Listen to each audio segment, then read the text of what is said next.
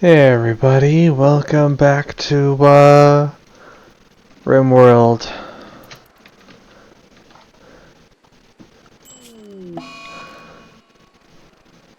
Uh-oh.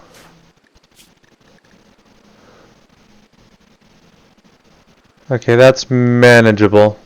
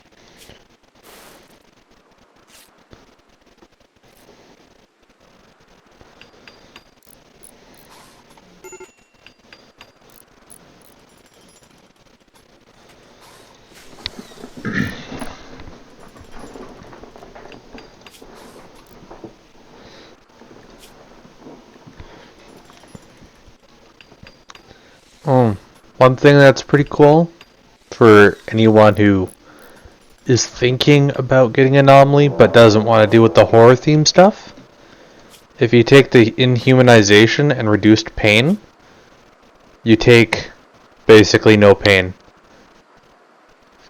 This is supposed to be giving you 15%, and this is supposed to be giving you 8%, so that's about 23%. And because reduced pain takes away 50%, inhumanization takes away the other 50%.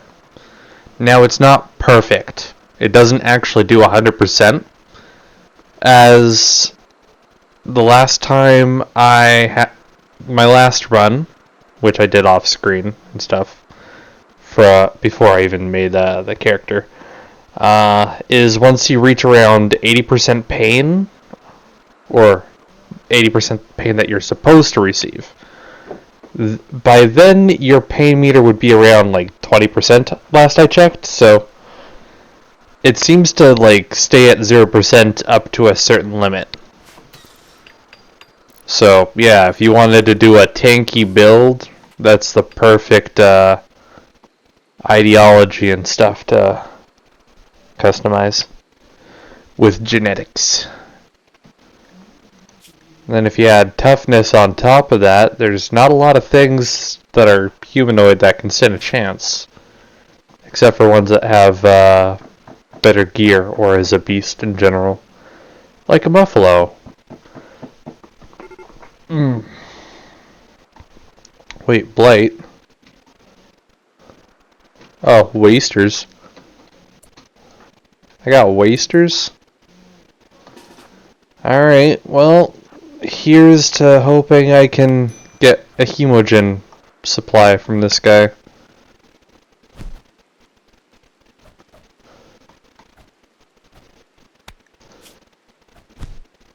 Yeah, 11% pain now.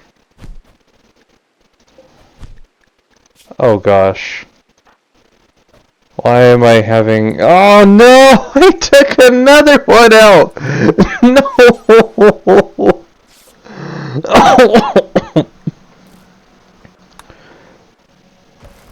Gosh darn it. My goal wasn't to kill him.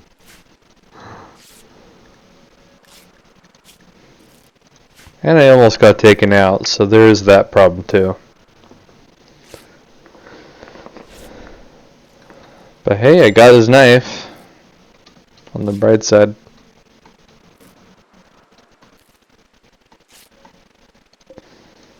But yeah, it's too dangerous for me to start up the anomaly monolith until I have a supply of hemogen and everything is stabilized.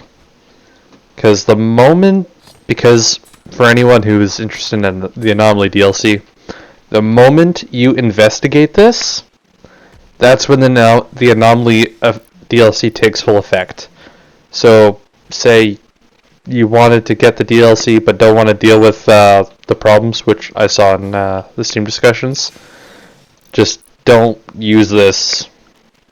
Don't even touch it. As long as you don't touch it, you don't have to deal with that DLC. And yeah, some of you are going to be very confused, and so am I, but as to why people would want to buy a DLC and not use it, but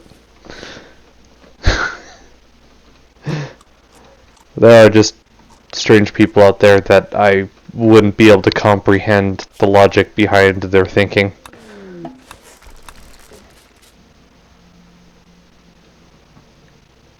It's like asking for a sandwich without any bread.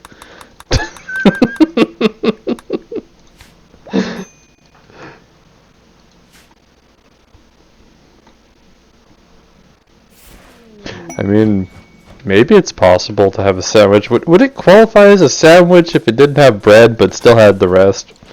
I don't think it would, though.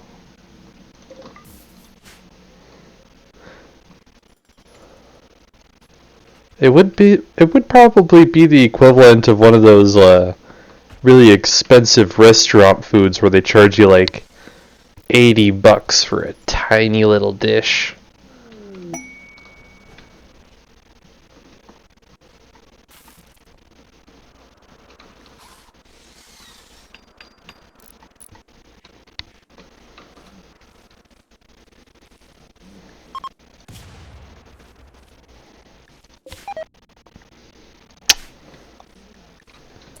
Cargo pots. What? Oh, right. Wait, where is that from? Oh, that's too far. That's too far from the base. I was thinking maybe I can rescue them and then just hemogen farm off them, but no. Too dangerous.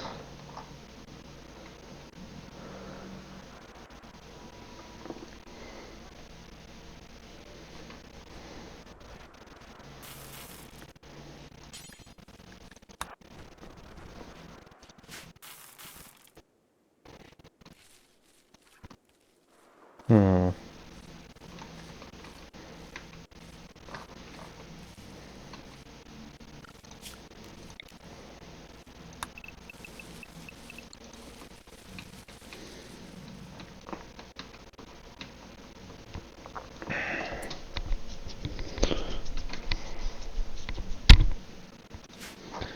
So I need to get my hands on some sandstone, but I conveniently placed my home where there's not too many close by rocks. Fun.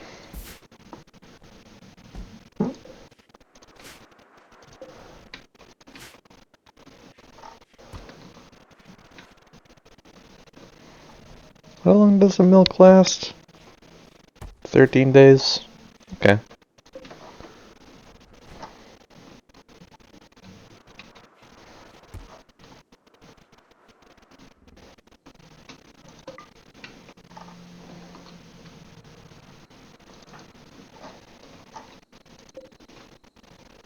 Oh yeah, the turkey's got like 2 days. I can leave it on its idle tasks.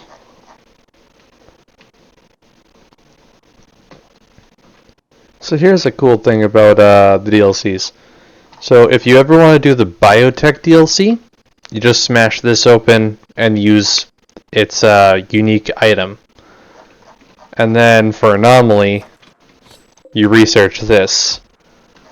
As for ideology, you can there's literally a button when you're in the character creation stuff that says inactive, and you can just turn off that DLC and still reap some of the benefits.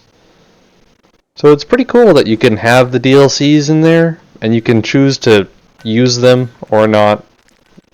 Entirely optional.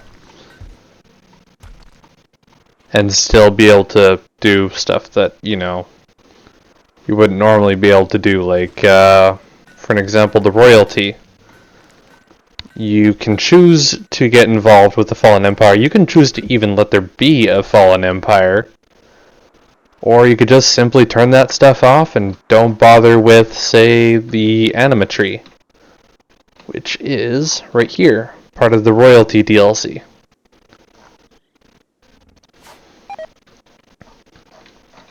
Because royalty's special thing is psychasters.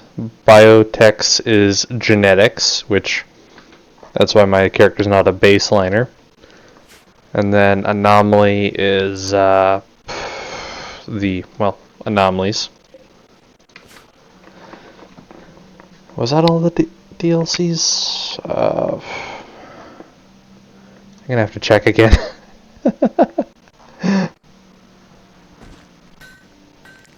Alright, and then there's ideology, which there's no real trigger condition for that. You just kind of choose it whether you want it or not, so easily ignorable.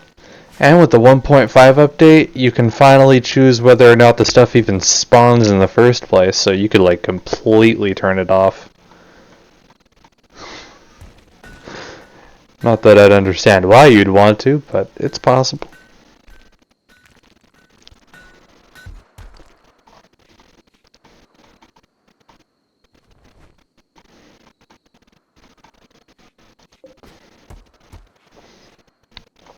One thing I'm really hoping for is I'd love to see a mod built around bringing back some of the old stuff.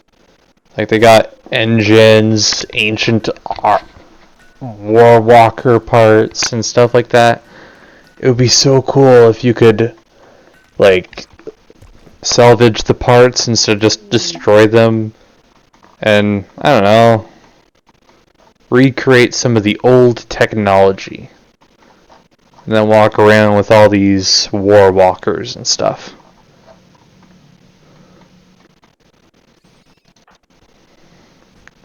Of course, it's kind of not the best idea, but it's just thoughts. Hold on a second here. What do we have here?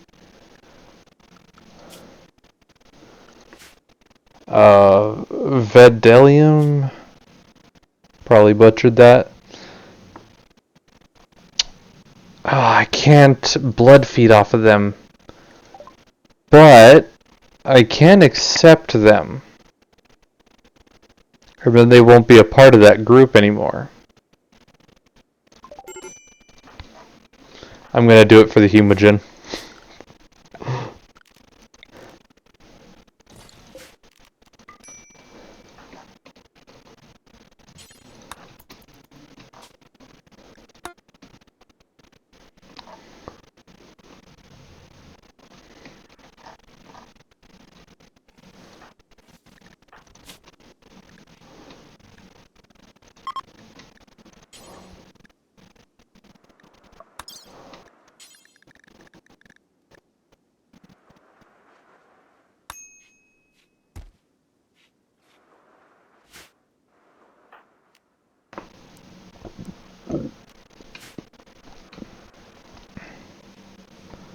Well, that character if I take away blood often enough, that should offset the hemogen problem that I have at the moment.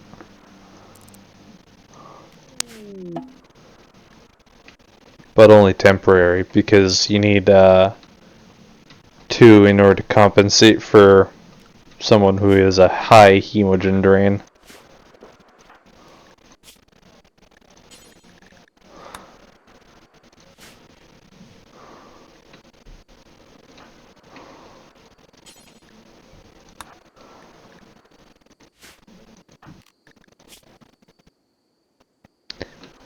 Now that I got hemogen in the system, now I can slowly get rid of the hemogen craving. Thankfully.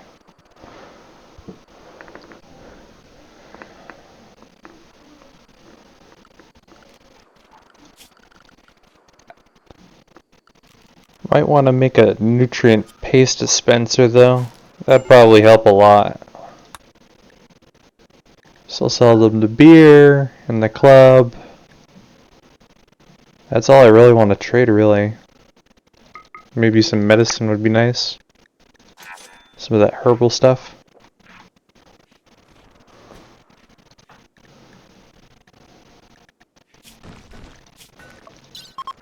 There we go. Now my character's now working at an desirable level.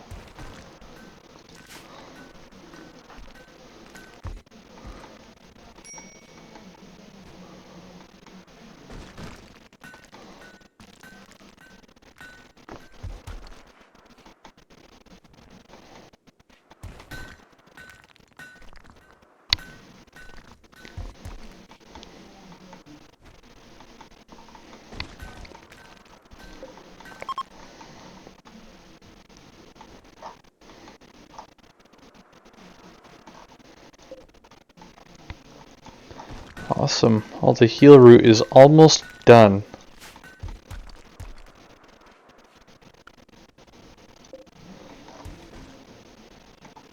And I got so much more of that stone to go.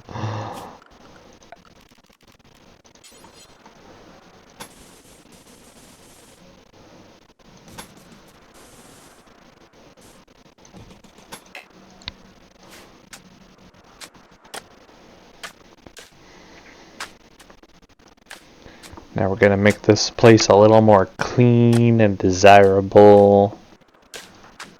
Is this person the same ideology? No, they're not.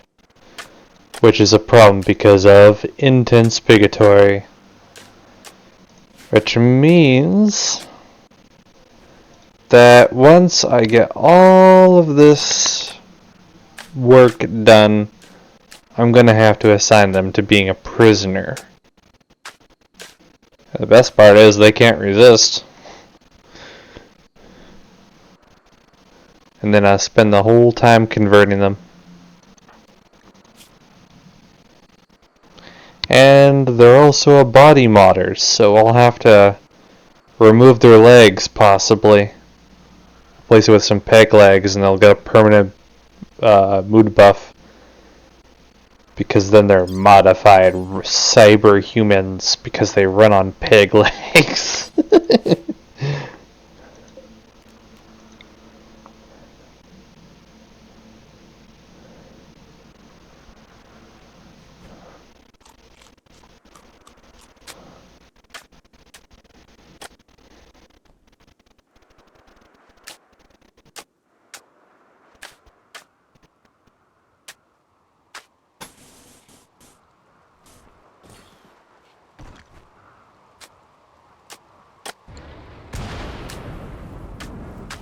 Well, here comes the thunderclouds again.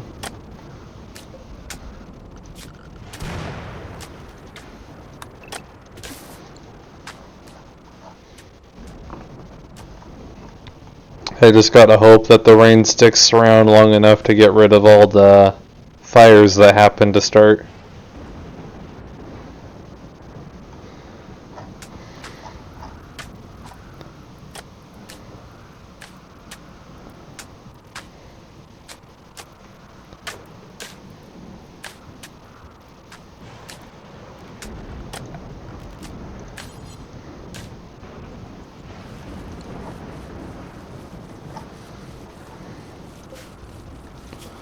Alright, and now with all that, once I get it all hauled in, I can then proceed to make the burqa.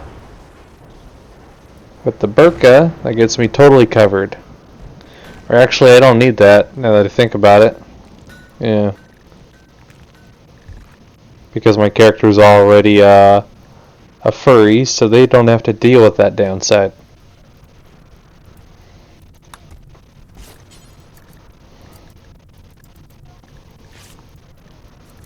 Then I'll get a button-down t-shirt in that case.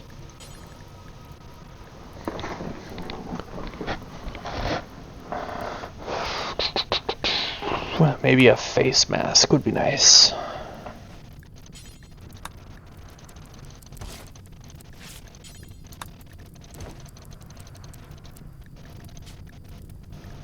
Will count equipped, and it qualifies if it is, say, 60% or higher. Meaning if it hits to 59, it doesn't qualify and you'll just make a new one. And I'll do that with everything.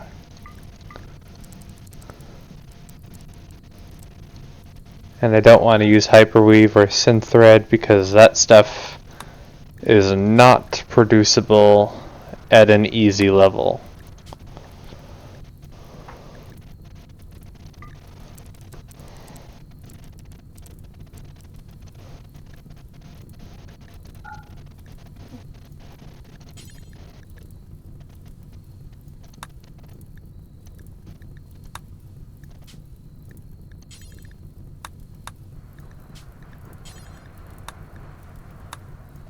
There we go.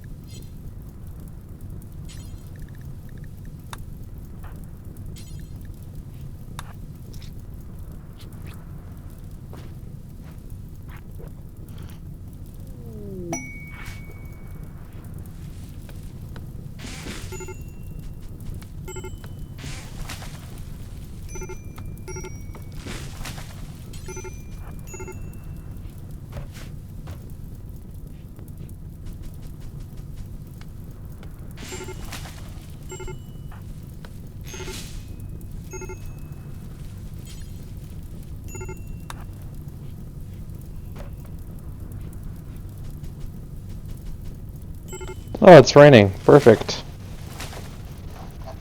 I probably needed that.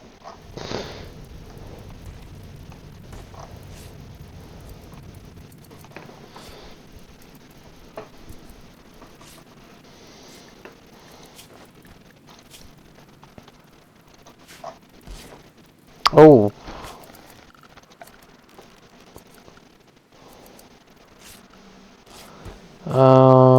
Temperature, passive cooler. Let's get that person in there.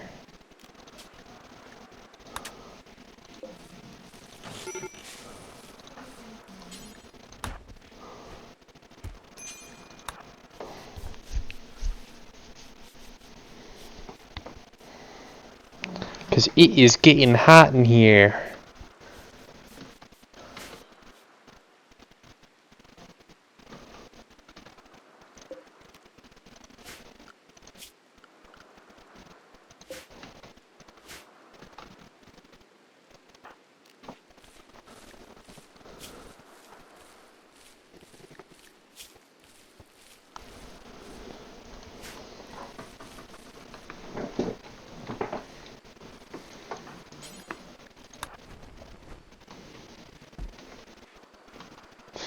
Now I got medicine. Awesome. I just gotta hope now that I don't get something like gut worms.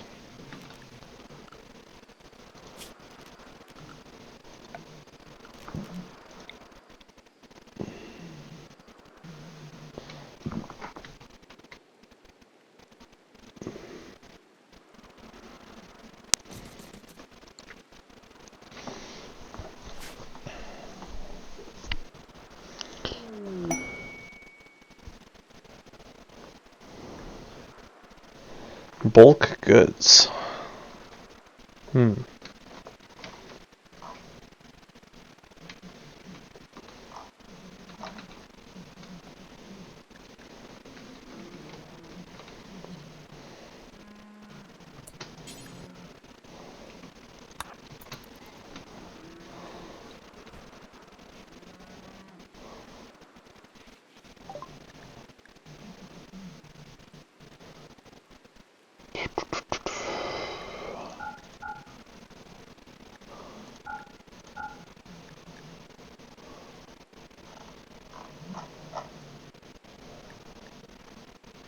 Not a lot to trade with. Oh well. We got an excellent war mask.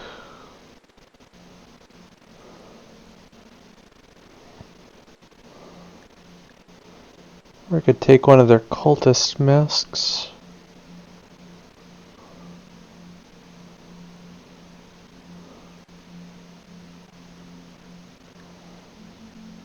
Why not? I'll take one.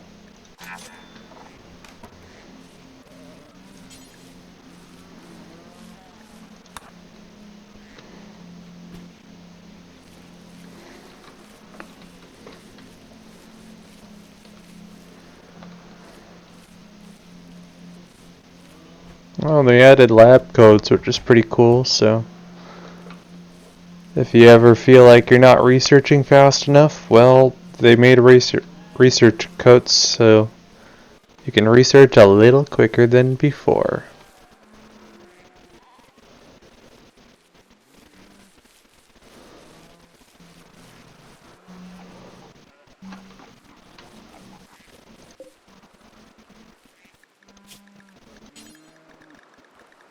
Which is right here.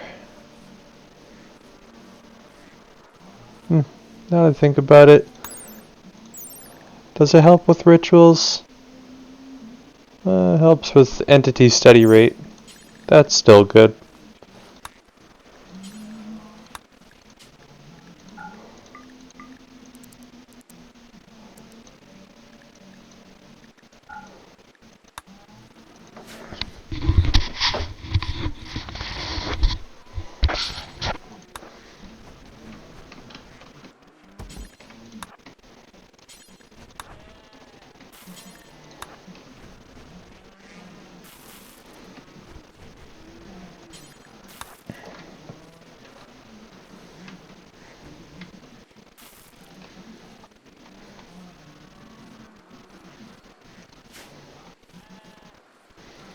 You know what, this looks like a good time to stop for now. So, I hope you guys enjoyed, and I will see you guys in the next one. Bye.